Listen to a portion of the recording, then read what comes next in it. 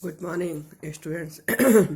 अपन लोग 1909 के अधिनियम की विशेषताओं को देख रहे थे और 1909 के अधिनियम को लाने के पीछे जो जिम्मेदार कारण थे, जिसने ब्रिटिश सरकार को मजबूर किया इस अधिनियम को लाने के लिए उसको अपन लोग देख रहे थे। नेक्स्ट जो हम लोग लेंगे वो है 1909 के अधिनियम का मूल्यांकन। 1909 के अधिनियम की क्या खामियां थीं और क्या इसमें कोई अच्छाई भी हमें देखने को मिलती है। तो 1909 का अधिनियम हम इसके संदर्भ में कहें तो एक प्रकार से ये उदारवादियों को संतुष्ट करने का प्रयास था, जिससे कि सरकार को उग्रवादियों को कुचलने में उनका समर्थन हासिल हो सके। डॉक्टर ईश्वरी प्रसाद के शब्दों में कहें तो ये कह सकते हैं कि 1909 का अधिनियम जिस आधार पर और जिस पैटर्न पर लाया गया था वो था कंसिलिएशन एंड डिवीजन, मध्यस्थता और विभाजन। विधान परिषद के विस्तार से उसके सदस्यों की संख्या के माध्यम से पहले मकसद को पूरा किया गया, जिसमें वायसरॉय की जो एग्जीक्यूटिव काउंसिल्स थे उसमें भारतीयों को नियुक्त किया गया और बहस और वाद विवाद के ज़्यादा अधिकार उन्हें प्रदान किए गए। और दूसरे मकसद को पूरा करने के लिए विषाक्त और दोषयुक्त सांप्रदायिक प्रतिनिधित्व की शुरुआत की गई। अब हम लोग डिटेल में देखेंगे 1909 के अधिनियम की क्या मुख्य कमियां, आलोचनाएं, खामियां और बुराइयां हमें देखने को मिलती हैं। इसमें सबसे पहली जो कमी और सबसे पहली आलोचना जो देखने को मिलती है वो ये है कि ये अधिनियम भारतीयों के लिए एक घोर निराशा, घोर आलोचना का पात्र बना और स्वयं कांग्रेस के द्वारा ही इसकी आलोचना की गई।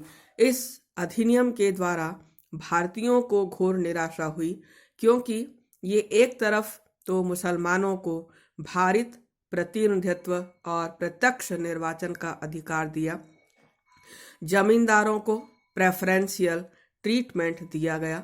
चूंकि ब्रिटिश सरकार का जो मकसद था वो राष्ट्रवादियों की एकता और संगठन को कुचलना था और इसके लिए उनके द्वारा मुसलमानों को, जमींदारों को बहुत ज़्यादा तरजीह, महत्ता और प्रेफरेंस दी गई।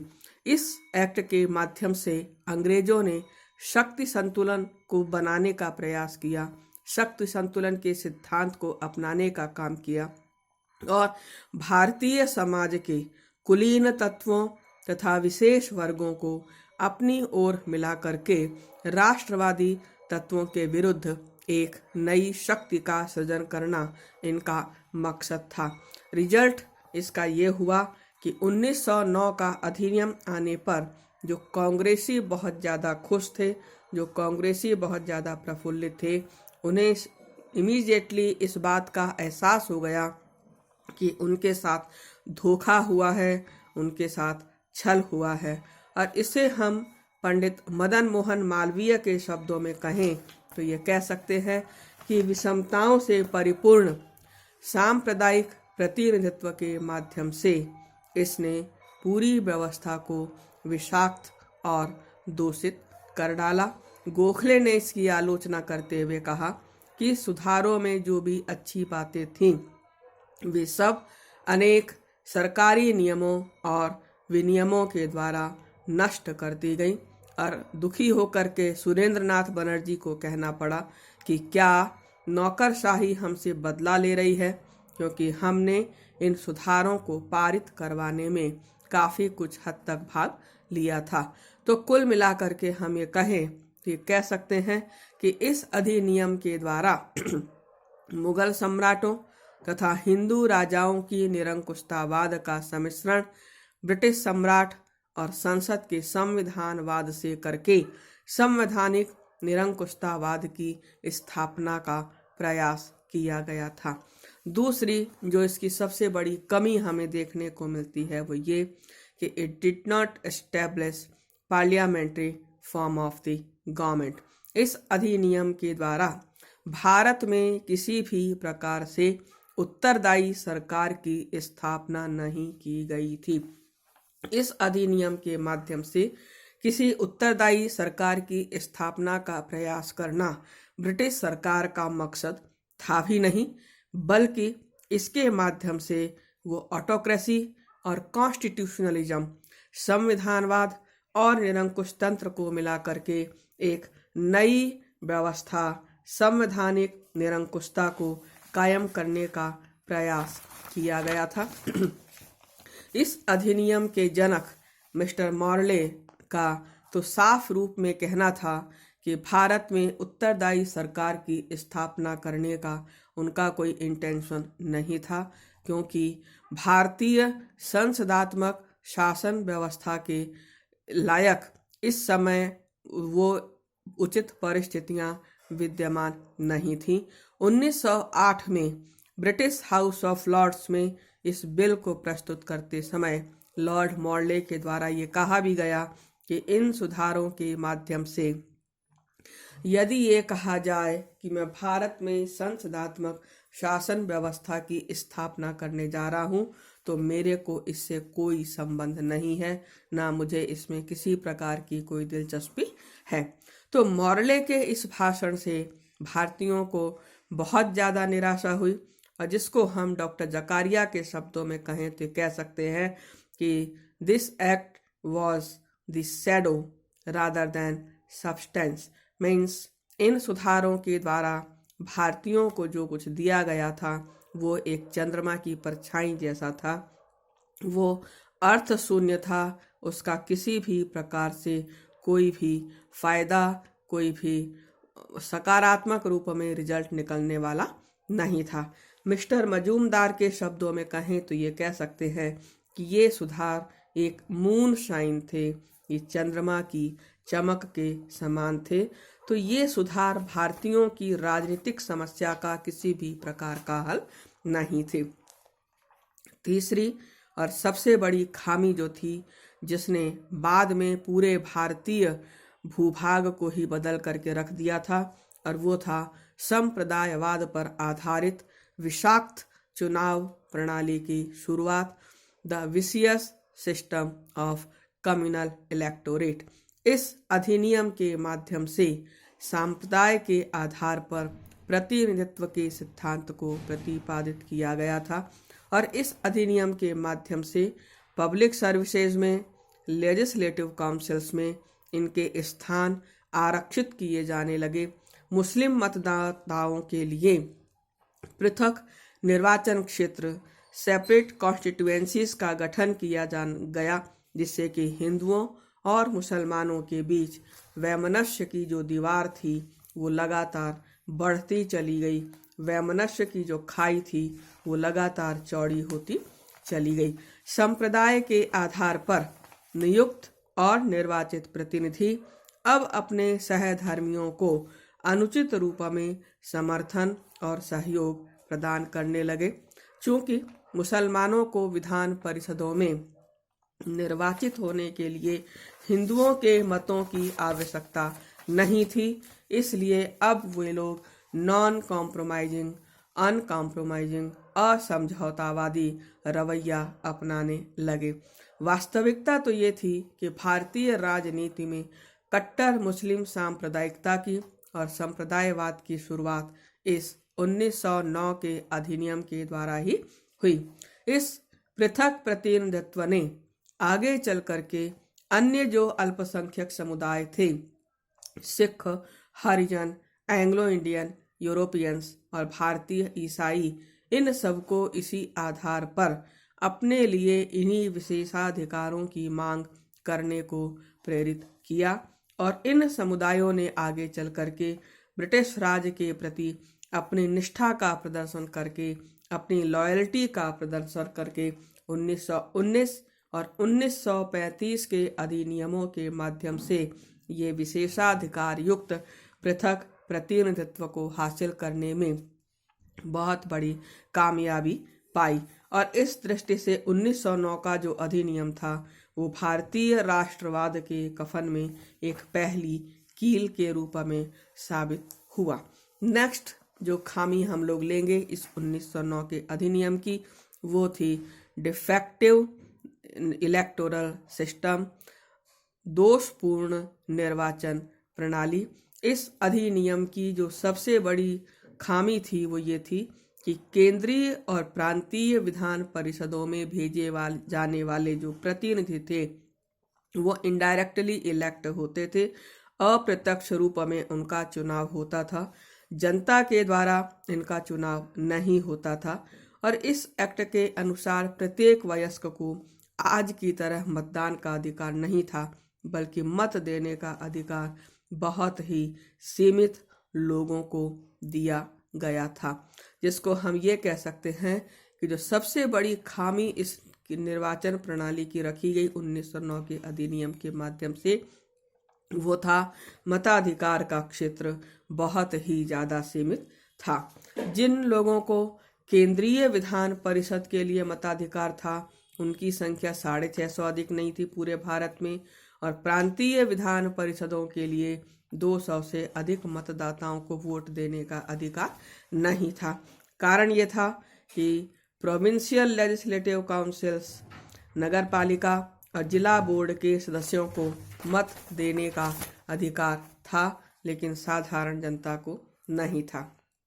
इसी प्रकार से जो इंपीरियल लेजिस्लेटिव काउंसिल थी, जो केंद्रीय विधान परिषद थी, उसमें मत देने का अधिकार केवल प्रांतीय विधान परिषदों के सदस्यों को ही था। इससे मतदाताओं और प्रतिनिधियों के बीच किसी भी प्रकार का कोई भी संपर्क नहीं हो पाता था और व्यवस्थापिका सभाओं के कार्यों पर मतदाताओं का कोई प्रभाव नहीं पड़ता था। इस कारण से जो केंद्रीय विधान परिषद थी, जो प्रांतीय विधान सभाएं थी, वो सच्चे रूप में, ट्रू फॉर्म में प्रतिनिध्यात्मक संस्थाओं का स्वरूप धारण नहीं कर सकी। नेक्स्ट जो हम लोग लेंगे क्रिटिसिज्म, वो है केंद्रीय एवं प्रांतीय व्यवस्थापिकाओं में जो गैर सरकारी बहुमत था वो जस्ट एक मजाक था। The non official majority in the provincial councils, it was a farce. Domination of pro-government bloc in the councils persisted.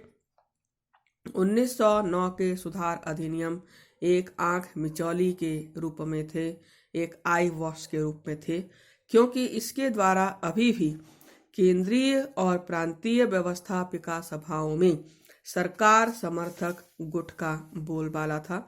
Imperial legislative council में सरकारी सदस्यों की बहुलता के कारण जो निर्वाचित सदस्य थे वो इनइफेक्टिव थे, हेल्पलेस थे।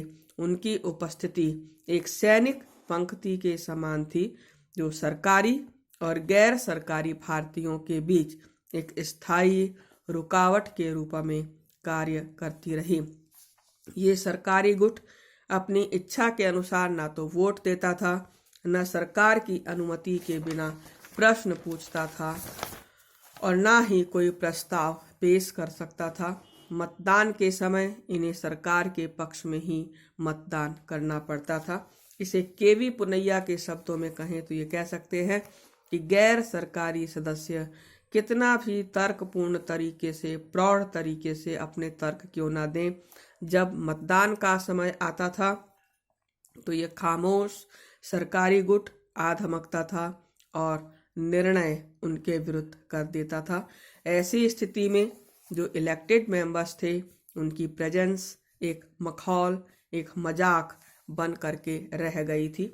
ये स्थिति केवल केंद्रीय विधान सभा तक ही सीमित नहीं थी, बल्कि जो प्रांतीय विधान परिषद थी उन प्रांतीय विधान परिषदों में भी यही स्थिति थी, जहां पर सैद्धांतिक रूप में गैर सरकारी सदस्यों का बहुमत था, लेकिन व्यवहार में सरकारी सदस्यों और मनोनीत गैर सरकारी अधिकारियों की मिश्रित संख्या के सामने ये चुने हुए सदस्य अल्पमत में आ जाते थे।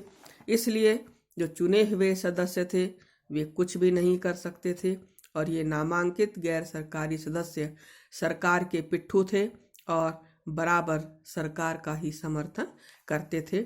दूसरी जो सबसे बड़ी खामी थी, कमी थी, वो ये थी कि जो निर्वाचित सदस्य थे वे समाज के विभिन्न वर्गों के हितों का प्रतिनिधित्व कर रहे थे और उनके लिए सरकार के विरुद्ध संगठित होना एक बहुत ही कठिन काम था, क्योंकि वे सरकार से मिलकर अपने अपने संप्रदाय के हितों की रक्षा करने और उसके लिए अधिक से अधिक अधिकार प्राप्त करने के लिए प्रयत्नशील रहते थे। इसको ईश्वरी प्रसाद के शब्दों में कहें तो हम ये कह सकते हैं कि the councils were transformed into a museum rather than legislatures representing the will of people। Next हम लोग लेंगे विधान परिषदों की सीमित शक्तियां, strictly limited powers of the legislative councils.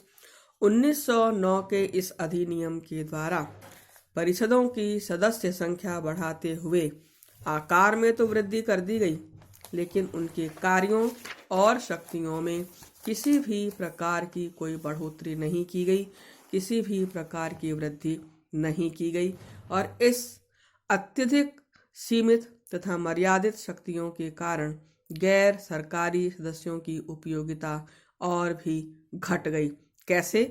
जैसे परिषद के सदस्यगण बजट पर बहस तो कर सकते थे, लेकिन उनकी किसी भी मद के ऊपर कोई मूलभूत परिवर्तन नहीं करवा सकते थे। पार्षद प्रश्न पूछ सकते थे, लेकिन कार्यकारिणी को जवाब देने के लिए बाध्य नहीं कर सकते थे।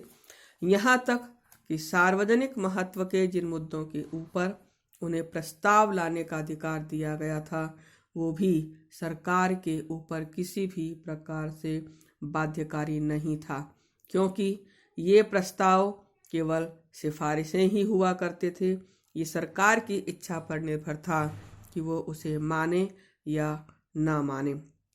विधान परिषदों के द्वारा की गई जो रिकमेंडेशंस होती थी, जो अनुशंसाएं होती थी, वो गवर्नर जनरल या गवर्नर के द्वारा अस्वीकार की जा सकती थी, उनके ऊपर वीटो किया जा सकता था और इन सब के अतिरिक्त विधान परिषदों की शक्तियों पर कुछ कानूनी प्रतिबंध भी लगे हुए थे।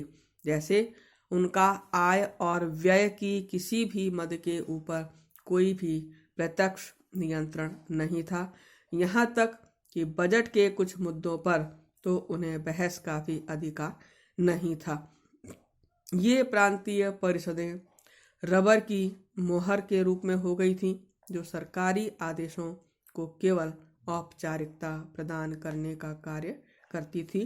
तो इस रूप में जो प्रशासनिक जिम्मेदारी थी देश के प्रति, वो अनडिवाइडेड ही रही, अनडिस्ट्रीब्यूटेड ही रही। अभी भी प्रशासन के जो असली कर्ता धर्ता थे वो कार्यपालिका ही थी, जिसके हाथ में सारी की सारी शक्तियां समाहित थीं। नेक्स्ट हम लोग लेंगे सदस्यों की शक्तियों में कटौतियां, curtailment of the right of members. Governor general और गवर्नर्स के द्वारा विधान परिषदों की कार्यवाहियों को चलाने के लिए जो नियम विनिमय थे, वो इस प्रकार से बनाए गए कि सदस्यों की शक्तियां स्वतः ही कम और सीमित हो गई। इन नियमों के द्वारा अनेक उग्र विचारधारा वाले राष्ट्रीय नेताओं को चुनाव लड़ने के लिए अयोग्य घोषित कर दिया गया और इन मार्ले मिंटो सुधार अधिनियमों का संबंध ना तो किसी प्रकार से सत्ता हस्तांतरण से था और ना ही परिषदों को वास्तविक कानून निर्मात्री संस्था बनाने से था। सदस्यों का कार्य केवल जोशीले भाषण और गर्मा गर्म बहस तक ही सीमित था। वो सरकार की नीतियों को किसी भी प्रकार से प्रभावित नहीं कर सकते थे। इसको कूपलैंड के शब्दों में कहें तो ये कह सकते हैं कि ये विधान परिषदें संसद न होकर के दरबार थीं। नेक्स्ट हम लोग लेंगे भारतीयों को प्रभाव डालने का अधिकार तो दिया गया, लेकिन उन्हें किसी भी प्रकार की कोई शक्ति नहीं दी गई। Indians were given to make influence in decision making but not any kind of power. SP Sinha जो कि गवर्नर जनरल की एग्जीक्यूटिव काउंसिल के सदस्य थे, उनका यह कहना था कि भारतीयों को प्रभाव डालने का अधिकार तो दिया गया, परंतु कोई वास्तविक शक्ति प्रदान नहीं की गई, जबकि नीति को नियंत्रित करने और लगातार बढ़ाने के लिए शक्ति में निरंतर वृद्धि की आवश्यकता होती है। इसे केवी रंगास्वामी अयंगर के शब्दों में और अच्छे तरीके से हम कह सकते हैं कि विधान परिषदें वर्तमान में वे जिस स्वरूप में हैं उससे कोई उपयोगिता सिद्ध नहीं होती। ये तो केवल बाहरी संसार को ही दिखाना था कि भारत पर प्रतिनिध्यात्मक विधान सभाओं के द्वारा शासन चलाया जा रहा है। इन द लास्ट ये सुधार योजना अपर्याप्त थे, अर्धमार्गीय थे, हाफ वे हाउस थे, जो किसी भी प्रकार से भारतीयों की आकांक्षाओं, भारतीयों की एस्पिरेशंस को पूरा करने में असफल रहे। डॉक्टर जकारिया के शब्दों में, जिसमें एक ओर तो प्रगतिशील कदमों का समावेश किया गया, तो दूसरी ओर उन पर इतने ज़्यादा प्रतिबंध लगा दिया कि वे निरर्थक ही हो गए। आज अपना 1909 का ये जो अधिनियम था ये कंप्लीट हुआ। नेक्स्ट टाइम पे हम दूसरा टॉपिक लेंगे। Thank you.